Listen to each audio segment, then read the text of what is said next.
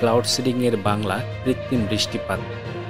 কৃত্রিম বৃষ্টিপাত হলো বৈজ্ঞানিক কৌশলে আবহাওয়ার পরিবর্তন করে সংঘটিত বৃষ্টিপাত।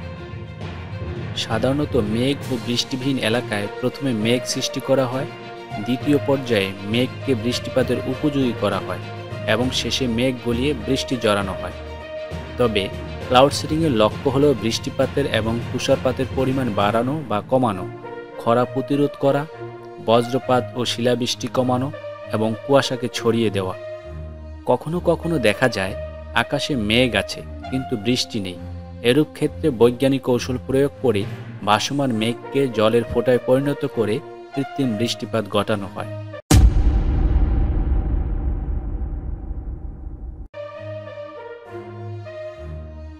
জানা যায় 1946 সালে মার্কিন বিজ্ঞানী ভিনসেন্ট শেফার সর্বপ্রথম ক্লাউড সিডিং বা কৃত্রিম বৃষ্টিপাতের কথা চিন্তা করেন। তিনি সর্বপ্রথম বাতাসের জলীয় বাষ্পকে জমাট বাঁধিয়ে মেঘ বানাতে সক্ষম হন। এই কাজে তিনি কার্বন ডাই অক্সাইডের টুকরো, শুষ্ক বরফ, ড্রাই আইস ব্যবহার করেন। যুক্তরাষ্ট্রের বার্কশায়ার পাহাড়ের কাছে তিনি ড্রাই আইস ছুড়ে দিয়ে তুলোর মতো মেঘ বানাতে সক্ষম হন, আর এ কারণেই তাকে কৃত্রিম মেঘের জনক বলা হয়।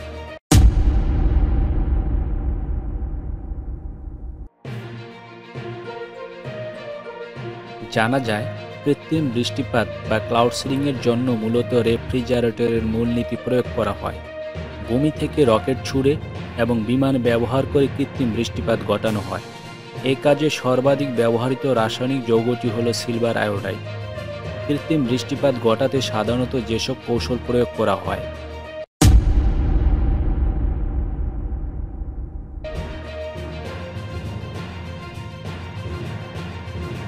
আকাশে মেঘও নেই এবং বৃষ্টিও নেই। এরূপ ক্ষেত্রে প্রথম পর্যায়ে বায়ুর আর্দ্রতাকে ঘনীভূত করা হয়। যেসব এলাকায় বৃষ্টি প্রয়োজন সেসব এলাকায় রাসায়নিক পদার্থ ব্যবহার করে বায়ু থেকে আর্দ্রতা নিয়ে ঘনীভবন প্রক্রিয়ার সূত্রপাত ঘটিয়ে মেঘ সৃষ্টি করা হয়। Calcium chloride, calcium carbide, calcium oxide, urea এবং লবণ মিশ্রিত একটি রাসায়নিক পদার্থ অথবা ইউরিয়ার সাথে অ্যামোনিয়াম নাইট্রেট মিশ্রিত রাসায়নিক পদার্থ বায়ুতে প্রয়োগ করা হয়। এই রাসায়নিক পদার্থ বায়ু থেকে আর্দ্রতা নিয়ে মেঘ সৃষ্টির প্রাথমিক প্রক্রিয়া হিসেবে ঘনীভবনের সূত্রপাত ঘটায়। দ্বিতীয় পর্যায়ে মেঘে রূপান্তর করা হয়। রাসায়নিক পদার্থ প্রয়োগ করে মেঘপুঞ্জ তৈরি করা হয়। এই প্রক্রিয়ায় খাবার লবণ বা sodium chloride, T1 formula, urea, ammonium nitrate, শুকনো বরফ বা ড্রাই আইস এবং কখনো কখনো ক্যালসিয়াম ক্লোরাইড ব্যবহার করা হয়। এতে দ্রুত ঘনীভূত হয় এবং পতনশীল অবস্থায় পৌঁছায়। শেষ পর্যায়ে বৃষ্টিপাত ঘটানো হয়।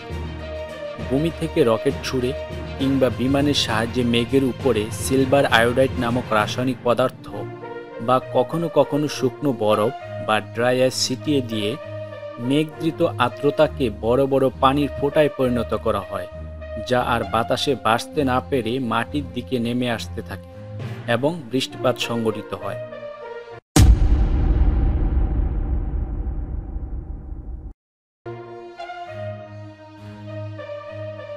ভাসমান মেঘ লক্ষ্য করে রাসায়নিক পদার্থ ছিটিয়ে কৃত্রিম বৃষ্টিপাত ঘটানো হয়।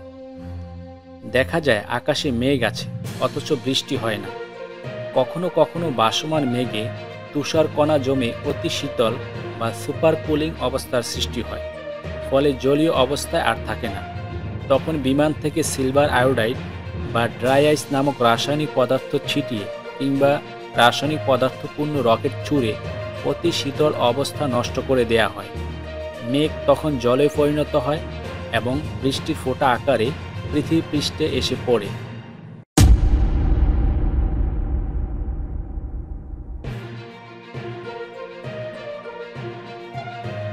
সীমিত প্রাকৃতিক জল বিশিষ্ট এলাকায় ক্লাউড সিডিং একটি প্রয়োজনীয় ব্যবস্থা। জলবায়ু পরিবর্তন সংক্রান্ত আন্তঃসরকার প্যানেল IPCC বিশ্বের বিভিন্ন স্থানের শুষ্ক জলবায়ুর সাথে খাপ খাইয়ে নিতে বিভিন্ন সম্প্রদায়কে সাহায্য করার উপায় হিসেবে ক্লাউড সিডিং বা কৃত্রিম বৃষ্টিপাত এর সুপারিশ করেছেন বলে জানা যায়। কৃত্রিম বৃষ্টিপাত বিশ্বের খরা এবং খরা প্রবণ বিভিন্ন দেশের জন্য আশার বাণী নিয়ে এসেছে। চীন ও মধ্যপ্রাচ্য সহ বিশ্বের উন্নত দেশগুলো সবচেয়ে বেশি উপকৃত হচ্ছে বলে জানা যায়। মধ্যপ্রাচ্যের দেশগুলোতে ও চীনের উত্তরাংশে বৃষ্টিপাত সাধারণত খুবই কম এবং পানির অন্যান্য উৎসগুলোর অবস্থাও খুবই খারাপ।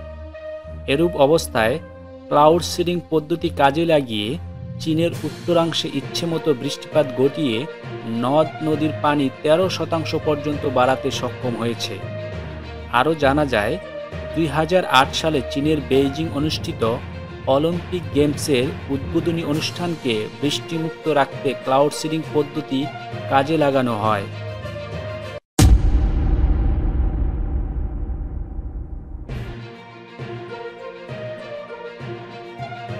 ক্লাউড সিডিং বা কৃত্রিম বৃষ্টিপাতের কোনো বিরূপ প্রতিক্রিয়া আছে কিনা এ নিয়ে সন্দেহ রয়েছে এবং একই সাথে গবেষণা চলন্ত রয়েছে।